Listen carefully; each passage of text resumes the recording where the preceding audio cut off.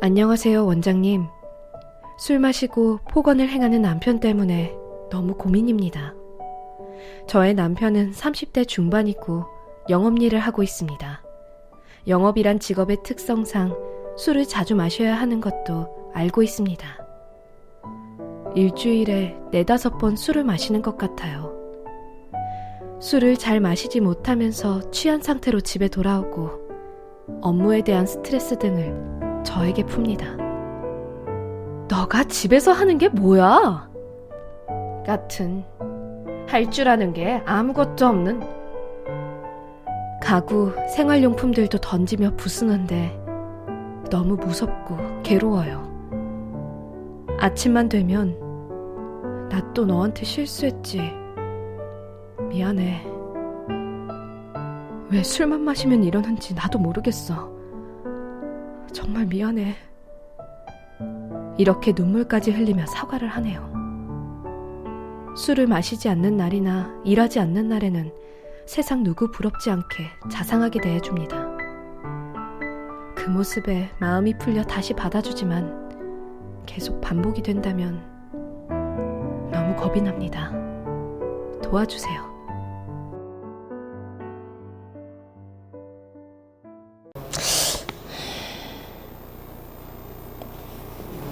이건 솔루션 없습니다. 살지 마세요. 살 일이 아니에요.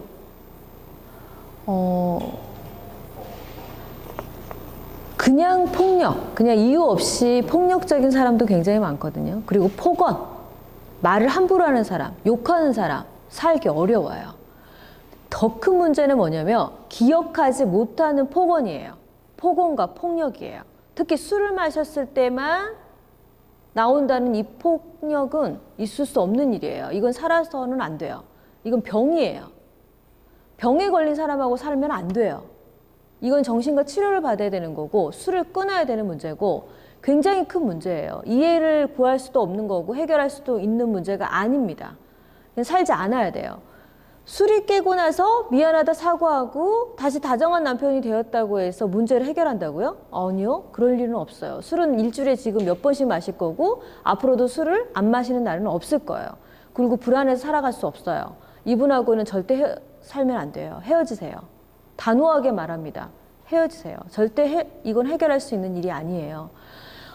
아무리 좋은 솔루션을 가지고 이분을 건강하게 만들어서 마음을 편안하게 하고 옛날 과거의 상처를 치유하고 또 지금 왜 이렇게 살아가는지 문제를 해결하고 살아간다고 해도 폭력적인 남편과 살아가서는 절대 안 되고요. 더불어서 이분처럼 이 사연처럼 술을 마시고 폭력을 행사하고 있다? 그거를 또 술이 깨고 나면 사과하니까 이해해준다? 있을 수 없는 일이에요. 아마 이혼하기도 쉽지 않을 거라고 생각을 합니다.